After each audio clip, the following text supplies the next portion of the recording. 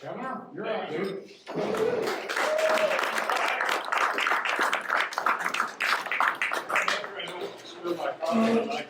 It's just like We're good. But I'm judgment proof. But I'll be, and Brian, good luck with your project, and I know a number of us are willing to help deal with so. I just want to take a few minutes and discuss State Question 805. I think everyone here, those of us with law enforcement experience and those with no law enforcement experience, are of the view that if you arrest and convict the wrong person, then the right person's out there on the street doing it again and again and again. And or if you arrest, convict, and jail a person who really needs just to have a strong right arm or a hand on his shoulder, her shoulder, then you say, well, we're not going to lock people up forever. That's kind of silly. In Oklahoma, and I know in a lot of the rural areas, prosecutors would focus on what the problem is in the rural area. And urban people don't understand that. If in the rural area, shoplifting is the most serious offense, to retailers, they want that stopped.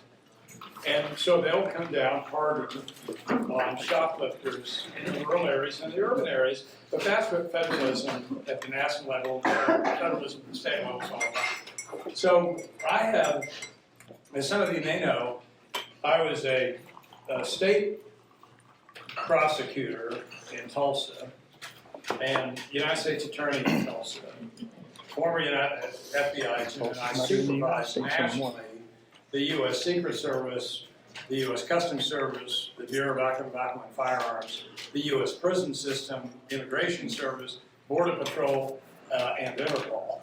So it was, for Ronald Reagan, I went truthfully.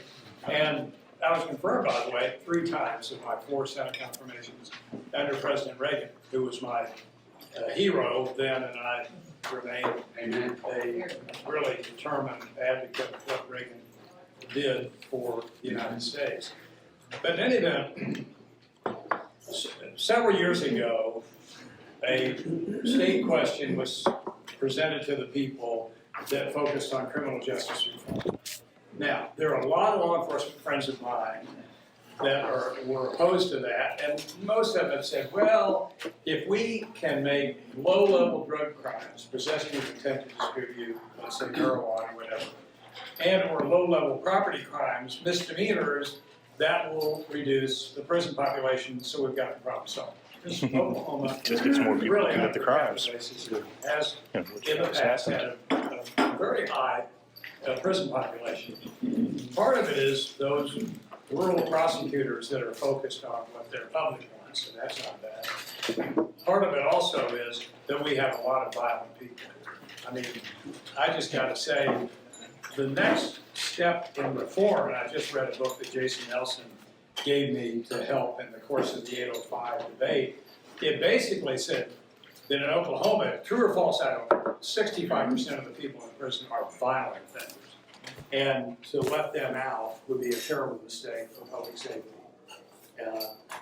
Is that true? Well, that's what a legislature does, and that's what a government does. In the last 2 years, we have reduced the prison population in Oklahoma by 18%. 18% is a very significant figure. A lot of people don't know that, but that is the truth. Why? Partially because of that state question that made a lot of low-level property and drug offenses misdemeanors. But let me explain the 4 corners of 805. It is, as Leonard Sullivan well knows, he'll pick up one of my yard signs. If you don't feel well, I'll finish it. We're not working the road. But 805 very simply is as follows. There is a lockbox, my word, not the constitutional amendment that's proposed, that will put in 52 violent felonies that can be enhanced. That means after former conviction of the felony, you enhance a sentence by making it more painful for the defendant because he is a walking crime rate. Just never-ending violations.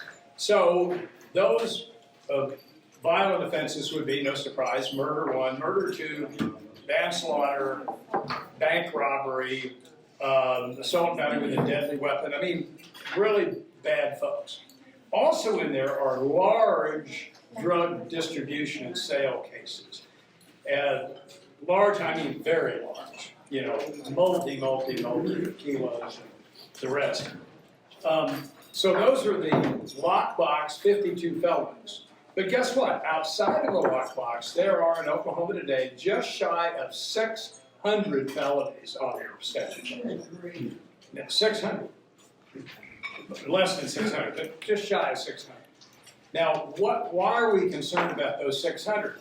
Because there are felonies in that category that fell out of the lockbox that are hugely dangerous and significant. And if 805 passes, the 5th offense, the 10th offense, the 15th offense of that statute is the first offense for punishment. Now, what fell out of the lockbox? Burglary of your home, that's nice. Grand larceny, forgery, burglarize my home, it'll be your first all and last the offense. serious property crimes, and perhaps not so serious, but if it happens to you, like it's happened to me a number of times, home burglaries, it's serious. The identity theft, a felony, car theft, identity theft, embezzlement, all those Forgery. have fallen out of the lockbox. On the card that I shared with you, they have those offenses that fell out of the lockbox. So, which means if your neighborhood house burglar, and burglary in my day was 2 to 7 years, I don't know what it is now, I think they made it less. But burglary of your home, I can go and burglarize your home. First offense will more than likely be a deferred sentence. First offense will more than likely be a suspended sentence. I had never seen people who didn't go to prison who had any less than 5 felony convictions. I mean, we don't have room in prison to take, you know, nonviolent offenders. That just isn't, there isn't enough room. Now, that's been my experience. Is that the case? Always no, because we are a federal system at the state level as well. But in any event, the most serious part of this, as Mike Ray put in his piece in the Oklahoma, and Ron Moselle, by the way, is on our little inner circle committee trying to defeat 805.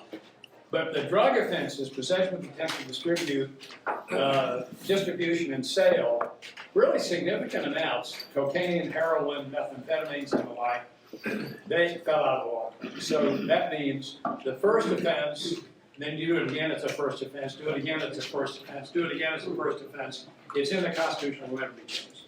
That is a fact. So Oklahoma will become Grand Central Station for crimes. Anybody in the career criminal business would want to come here because the likelihood of being severely punished is at, well, 0, because in the Constitution, it's always a first offense. Now, let me give you the example of the worst, and you ladies in this room will appreciate what I'm about to say. Oklahoma ranks 3rd in the nation in the killing of women by boyfriends and husbands. 3rd in the nation. I mean, what are we thinking? I can't imagine that, raised in a household by a very, very powerful mother. My mother was just a very tough, brilliant woman. But my dad and mother were partners. My dad told us, 3 boys in our house, how you treat women. That's right. You know, open doors, yes ma'am, no ma'am. That's the way I was raised. Guess what got out of the lockbox?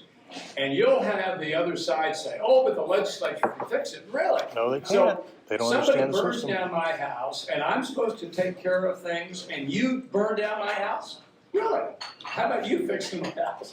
But I'm just saying, you know, Charlie, but that's the problem with this 805. To have them say, well, yeah, we did make a mistake. What was their mistake? In the constitutional amendment that's proposed, on any violent offense has to be a violent offense on 1/120 in the law. Now, what did the legislature pass this year? Felonies. Domestic violence by strangulation. Domestic violence in front of a child. Domestic violence against a pregnant woman. Assault and battery with a deadly weapon, domestic violence. Assault and battery with a dangerous weapon, domestic violence. All those fell out. Which means every domestic violence offense in Oklahoma is the first offense ever. Now, what does that say? I left my phone in the car, but my wife is on the Palomar board, which is the domestic violence organization. And Kim Garrett, who runs it, sent me, and I apologize, a note to her from a young woman that parked her car in front of her house, left the door open, came up. She had the No 805 in the front yard, and rang her doorbell and was just sobbing. And she said, "Palomar saved me, and I want to thank you. Do you have an extra yard sign? I want to put it in my yard." Well, I mean, think about this. And the one thing in law enforcement, if you've been a prosecutor or somebody who's arrested people, I'm a full-service banker, arrested them as FBI agent, prosecuted them as United States Attorney and State DA, and supervised their lockup when the federal prison system reported to me. But I'm just saying, you have to realize incentives. Our Democrat friends don't understand. You want more of something, subsidize it, less of something, tax it. In the real world of criminal justice, if an individual is afraid that you're going to kill them if they testify against you, you will never testify. You'll take off. And now, why is that important in the domestic violence case? The domestic violence, according to Kim, the domestic violence punishments, particularly now that they're all first offenses and will always be first offenses, you will arguably spend 2 years in jail, maybe upwards of 4, according to her. But the State Question 805 permits 107 violent domestic violence offenders in prison to petition for early release because they would not have been given those lengthy sentences as a result of the repeat mayhem against women. So you're going to have all those people on the street. And the guesstimate of the DAs, that's where they're opposed to this, all of them, the DAs Association, the FOP, the Sheriff's Association, the Attorney General, the Governor, everybody. The estimate is, because of early releases, because of 805, and because of shortening the sentence, which is now considered not a lockbox violent offense, domestic violence, is violence, but it's considered not so. Always a first offense, no matter how many times it's the individual commits it, that women will not want to testify, they will flee. I mean, they're going to get killed. Now, we're trying to raise money. The other side is dark money. The other side, I don't know where they're getting the money. Zuckerberg and George Kaiser, they're spending millions. We don't have enough money right now to get on TV. As Rob knows, we're working at it. We're trying to raise money. Kathy and I kicked in more than we had given thus far. But the reality is, you probably saw one of their ads on television. They had 4 people in it, 2 women and 2 men. They should have been in prison. Should have been in prison. This is an example of Oklahoma is overcorrecting.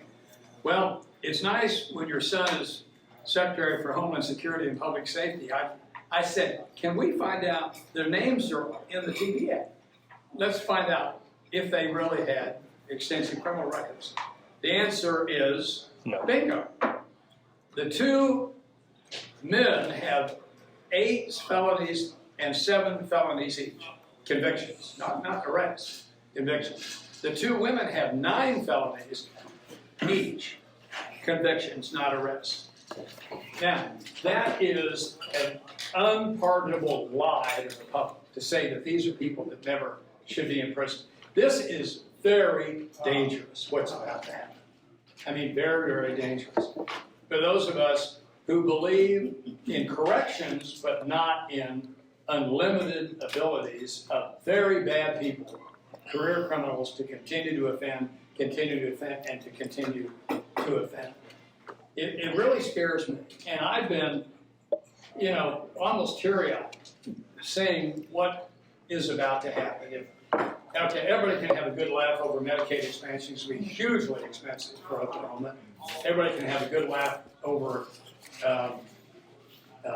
the marijuana, allegedly, you know, medical marijuana. Okay, all right, we can all have a good laugh. But if it's in the Constitution, we'll never get it out. And remember, when I was governor, one of the things I did was I insisted in front of Ed Gaylord, and he had the right to work people in his office, that it be in the Constitution. You know, you remember that. And Gaylord, the right to work people, said, no, it should be in the statute. And I said, Mr. Gaylord, let me just say something. The Democrats in the legislature are pro-union, and they despise right to work. This will be repealed the next year. I mean, Leonard knows, as a former member of the legislature, it would have been repealed the next year. And so I said, these people want you to have it statutory so that they can come back and hit you up every year. And that's a fact. And Gaylord was something else. And he said, Frank's right, you can leave. I thought that was kind of cool. But why did we do that? So it would never be taken out of the Constitution. It would be there forever. Now, what's another example? Those of us who haven't read the whole thing, but Theodore Roosevelt didn't want to permit the Oklahoma Constitution to be vitalized. Didn't want to make us a state because he knew that Jim Crow would be the first law passed by the Democrat legislature, and which was true, and it would just be awful. So he didn't want it. Everybody promised him it wouldn't happen. So the Republicans got thrown out. The Democrats came in, passed Jim Crow. One of the worst things that happened was Alfalfa Bill Murray, who was the head of the Constitutional Convention and the first Speaker of the House. Alfalfa Bill Murray looked around, and who's sitting there but A.C. Hamlin, the first black legislator elected in the state of Oklahoma, Republican, from Guthrie. Yep. And he thought, uh-oh, what's this guy doing here? So they sent to a vote of the people a constitutional amendment that said if you or your family couldn't vote in 1865, you can't either, which meant what? Hamlin was defeated, and black Oklahomans, a big chunk of them, fled to Canada. So, you know, all that stuff's still in the Constitution. And what's worse, for me as a Catholic, the Blaine Amendment is still in the Constitution. Venomously anti-Catholic, you know, fortunately the courts have modified it. Otherwise you wouldn't have Mercy Hospital, St. Anthony, St. Francis in Tulsa, St. John in Tulsa providing services because they couldn't be reimbursed because they were, quote, Catholic facilities. Well, this thing is going to be easily amended. Oh, no, the legislature can go back and they can address it. And the first offense, they can make it a much higher penalty. Yeah, then why am I fixing your mess? You know, we have too many other things to do. This is wrong. So we've got to kill this thing. It is the worst piece of public policy that I have ever seen as an Oklahoma resident and citizen. I've never seen anything as bad as this. And the other side are just overbearing and arrogant. You see, Coach Switzer and Becky wrote a piece in the Oklahoman and the Tulsa World. They've been harassed by people calling them, well, Mr. Kaiser wanted me to call you, and who else wanted? You know, we need to have a conversation with you. I said, I need a conversation with you. I made up my mind, get out of my face.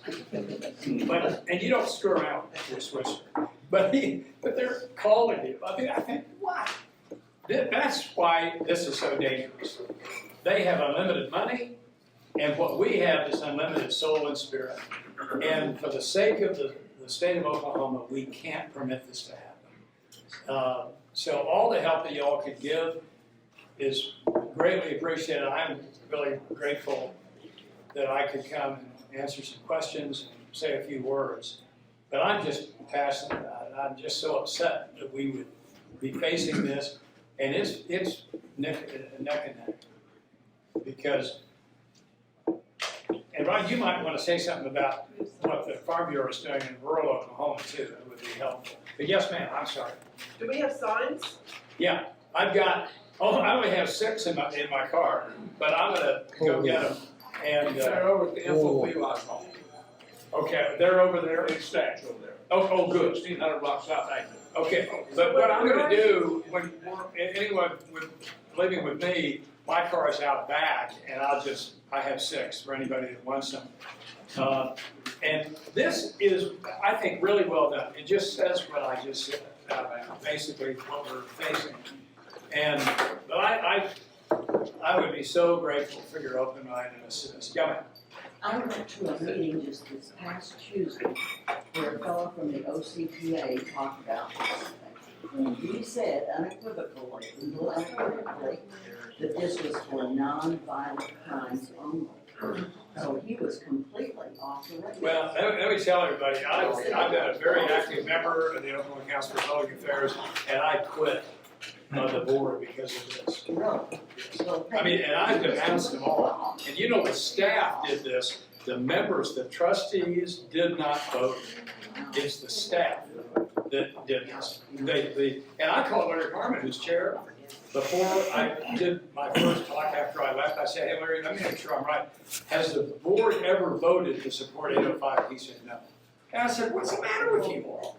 You let the staff do it.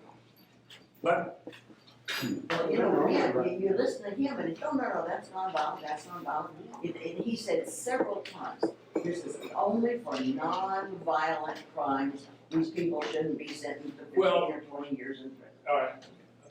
Burglary of my home may not be technically violent, but it is terrorizing. Sure it is. Burglary is the Theft of my closest car, sir. Burglary is the closest thing to first degree murder. Once they're in your house, they're laying there in your bed. Amen. One of you, both of you have a gun, one of you's got a gun. But you know, interestingly,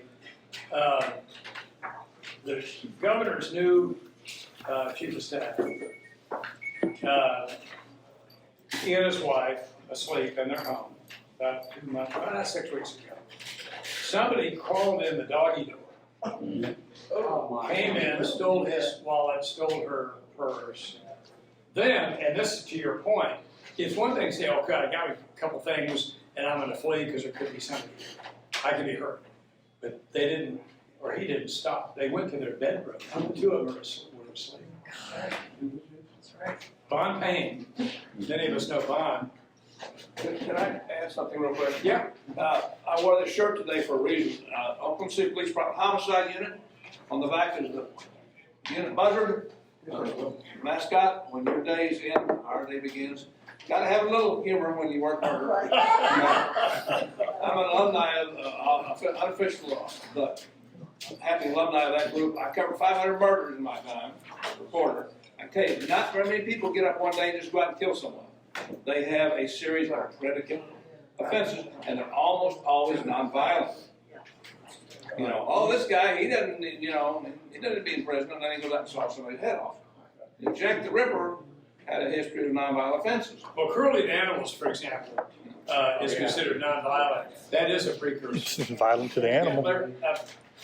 What can we do to counter our friend from Adele kicking down the road in the ground and his Levi's saying that people get 30 years for stealing the lawnmower? Can we do anything to counteract that? Well, you know, stealing the lawnmower, that was a guy with 8 felony convictions, and that wasn't just a lawnmower. He ransacked tractor stuff. I mean, he was taking some big stuff. But, you know, I mean, the reality is that is a lie because all the domestic violence cases are considered nonviolent. They're all first offenses, all domestic violence. There are 6 statutes in the domestic violence category that fell out of the lockbox. Also, you know, to your point, I think burglary is violent. I think animal cruelty is violent. I think all those, they're all precursors, or they are serious offenses. And to say it's always a first-time offense to burgle my house and get your house and come down to my house is just crazy. car theft, and the rest. But look at this list, and you can see a whole bunch of violent offenses that fell out. Yeah. And that's all Okay. very, very true. And that's what's disappointing.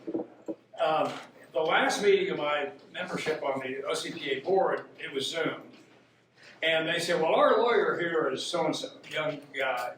And he said, he's really impressive. He's a criminal defense attorney at the federal level and the state level. I said, oh, isn't that nice? Where are the prosecutors? Why do we have a criminal defense attorney telling us how to protect ourselves against criminals? Yeah. Right. That makes no sense. And they looked at me like I was from another planet. But I really mean that. I'm not opposed to criminal defense attorneys. They fit into our fabric. But the reality is, why are the District Attorneys Association against this? Why are the Sheriff's Association, the FOP, the law enforcement community, why are they all against it if this is something that, oh, God, no, yeah, you're right, it's just kind of a little deal. And I got a debate on OETA, I think it's tomorrow, Trent, England, and we've already done that, and I just shake my head. He's a bright guy, he's a nice person, but he is completely wrong on this one. And Dan Little, I can't figure out where's he coming from. He's in that ad. You know, it's just, that makes no sense. Well, you know, I write for OCPA, but they won't let me write about criminal justice. No. Well, it's crazy. What time is it, right? Is it tomorrow night? This weekend, Mike Hunter and I are both doing Flashpoint on Channel 4. And the debate, I think, Tricia Everest, by the way, is debating Trent. I think it's tonight or tomorrow night on Channel 5. On this issue? On this issue? Yes, yeah. Tricia Everest is a domestic violence advocate against it, obviously, and she's the chairman of the No. For it? She's the Yeah, founder. right. She's They're the violence advocates. But, What kind of a budget does it have to amount to the program? well, we've raised, they have $3 million. And the media people tell us that we've raised about 160, what, Rod, 170,000 right now, something like that. And so we have an ad, by the way, that will win this election. We have to get the money to put the ad up. I don't know if you saw on Channel 5, it was Channel 5 some time ago, a guy had sliced and diced his girlfriend. Yeah. Just a violent, horrible person. And he followed her to OnQ. And the coverage was he stabbed her in OnQ, and she ran out to get in her car to escape, stabbed her again. Mercifully, she didn't die. But Channel 5 had 38 arrests and convictions for violent offenses. And this guy's on the street. Wow. 38. Maybe it was 36, but it was a hell. And I don't know about you guys, but I I'm haven't. getting them. But my point is, I said, I know that's their deal, but if we can take that KOCO message and just put it up as an ad. Right. And this is what 805 would not address, this kind of violence. Yes, sir. You know, Governor, we have right now, down in Oklahoma County where you live, we have over 100 first-degree murder cases pending. We have over 42,000 felony cases pending. What everybody seems to forget is there's always a victim. They want to take care of these people, but there's always a victim. And what this tool will do if they get it, we bring in 600 jurors. I summons 1,200 people. I bring in about 6 every 2 weeks. 90%, maybe 95% of the cases will plea bargain because they don't have this. If they get this, they'll go to jury trial because their past will come up. And most cases don't start with a murder. Most cases don't start with breaking in your house. It starts petty. Somebody touches a child, then they go a little further and a little further. And next thing you know, you got a child's life that's completely destroyed. So we took tools away from the DA about 3 years ago when we lowered a bunch of felonies to misdemeanors. They negotiate with those tools. They get them to tell you who's the other guy. Now we're gonna do this where they can't bring up the fact that you touched a child or you hit your wife before or you've done something in the past, because they repeat these crimes. When there's no accountability, your children, when there's no accountability, they will continue until it's so bad, you're in somebody's life destroyed or something. Well, no, and here are two allegedly nonviolent crimes that fell out of the lockbox. DUI with bodily injury, driving under the influence of bodily injury, that's violent. Child trafficking, that's violent. I mean, just look at this thing and show your friends, but I just am incredulous that a conservative organization like OCPA would be willing, and I said no more, I don't want to see you guys again, and until you change your way. Well, listen, any other questions? And I'm curious about this stuff. Is all this coming from a national do-gooder deal? Is it coming from in? I know that we've had this civil justice reform at the legislature off and on for several years. Or is it a group that just wants to reduce our prison population? What is really, is it a that's a national great movement? question, because I really think it's dark money and dangerous dark money. The word out is that Zuckerberg is a big funder, but of course George Kaiser is too, and his guy came up to me over in Tulsa and started, getting in my face, and I said, you guys need to understand, you're not on the side of victims. This has nothing to do with low-level property and drug crimes. This has nothing to do with violent crimes. This has everything to do with serious felonies that are being overlooked, and every time you commit the crime, it's at first offense. I mean, you just can't do that and have a stable and safe society. You just can't. Listen, I better run out there and get yeah, Ron. I might just say a few things for the other kinds of crime too, besides the violent things. That, speaking on behalf of rural Oklahoma, which is where I'm focusing at on this issue, that we have to count on civil order, because a lot of those farms are spread far apart. People may live in one spot, but a lot of their cattle and animals, so the cattle rustling, the trailer stealing, the stealing all kinds of equipment out of barns, and all those things happen in the city too. But we have to have civil order, and what we all know, as you were starting to point out, that people start doing some type of crime and then it grows. If they get away with that, then they do something else, it gets progressively worse. And so we're going to beat this in rural Oklahoma. Just instinctively, they know this is a problem. The problem is in the cities where a lot of folks are into the kinder, gentler mindset. In our business, we had a bad investment a few years ago, and it turns out when you get the chicken on investment folks, they usually have done it someplace else and someplace else before that, and people are worried about being embarrassed about that getting out, so they don't prosecute or turn those things in as much, and so people get away with it more and more. So it's important to be able to take past records of folks into account on all kinds of crimes. So this is a huge mistake, and putting it in the Constitution is like triple or quadruple mistake. So Governor Keating's dead on, and all of us, please spread the word. We don't have the money to do the advertising like the other side, so it's word of mouth, it's internet. I mean, this is one of those things that's sharing on your Facebook and commenting on things. This is how we're going to. You have to raise doubt on state questions, so it's up to you all to help raise doubt with the other person. Yeah, I appreciate that. Well, listen, Charlie, I'm grateful. I'm going to grab a little water, but you all are terrific for me to be here and to always focus on things that are important to the community and the state. And I've never seen anything more important than this. Amen. Yes, ma'am. So you said you had 6 signs with you. Where are more signs? The FOP. FOP Lodge Hall, 1600 block South Avenue. 1,600 blocks. Just set up the lobby there. Down the road from Cattleman's. I can't go home with any signs.